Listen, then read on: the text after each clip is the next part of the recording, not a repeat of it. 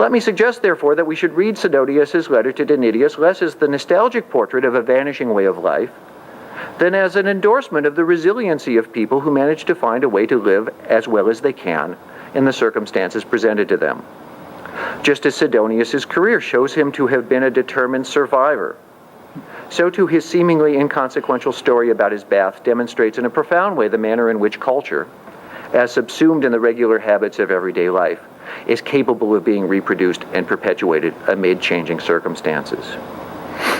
Now, there is, of course, an enormous difference between roughing it in the country for a week and contending with the consequences of widespread and long-term decline. And there can be little doubt that the post-Roman West as a whole became more regionalized and localized as long-distance trading networks, which had been stimulated by imperially directed mechanisms for provisioning standing armies in major cities, fell apart. The Oxford historian and archaeologist Brian Ward Perkins published in 2005 a forcefully argued book, unambiguously entitled The Fall of Rome and the End of Civilization. In it, he points to what he calls the disappearance of comfort as an index of what he describes as the radically diminished stability and prosperity of the post-Roman world. All of us have been told that the Roman Empire fell, but deciding how, when, and why it fell poses real intellectual challenges and problems of definition.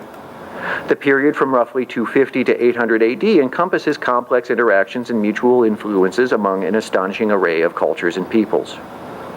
Non-specialists may be surprised to learn that Ward Perkins feels the need to revivify what for many is a familiar paradigm about the destruction of the ancient world at the hands of barbarian invaders. But research in the field in the past 4 decades has emphasized the extent to which processes of transformation and accommodation, as well as violence and confrontation, contributed to the shaping of the incipient Western medieval, Byzantine, and Islamic worlds, and consequently the world we live in today. Henry Perron, at any rate, has evidently internalized much of Ward Perkins' argument. In Ian McEwan's novel, Perron experiences a premonition of the end of civilization, which he imagines as the disappearance of comfort.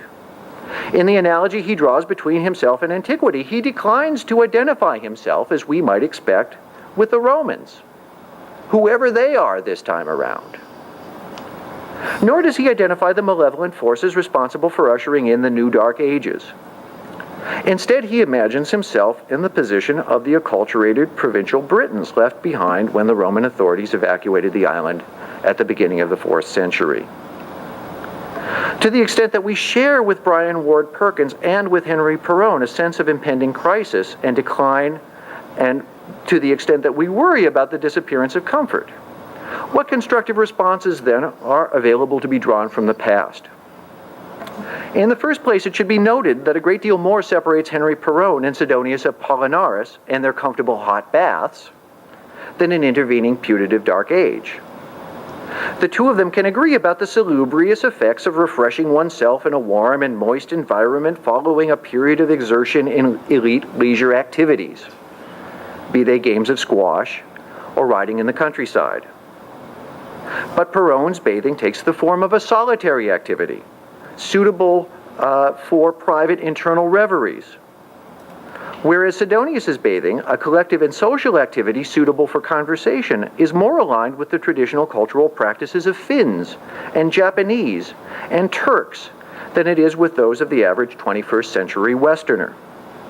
The differences between the bathing habits of Perron and Sidonius tell us a great deal about cultural change, and in particular about changing attitudes toward the body, and in the social construction of public and private space.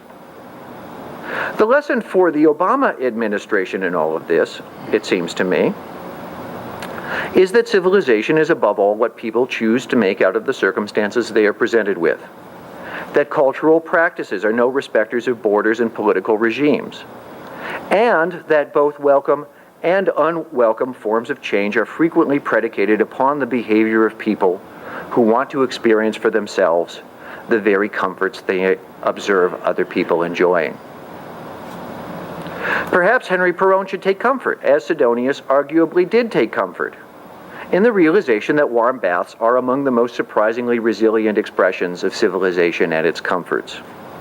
In his aptly titled and widely cited 1992 book, Baths and Bathing in Classical Antiquity, architectural historian Fikret Yagul points out that Roman-style bathhouses persisted in both the West and the East until the 7th century, in spite of injunctions by Christian ascetics like St. Jerome to the effect that, quote, "He who has once bathed in Christ has no need of a second bath." Unquote. Even after Roman-style bathing disappeared in the Christian West, it continued in the East, particularly in the form of the Arabic bath, or hammam, and it survives to this day in an altered and yet a recognizably and directly descendant form in the traditional Turkish bath. Whether this outcome represents the end of civilization or its perpetuation depends upon one's point of reference. Thank you very much.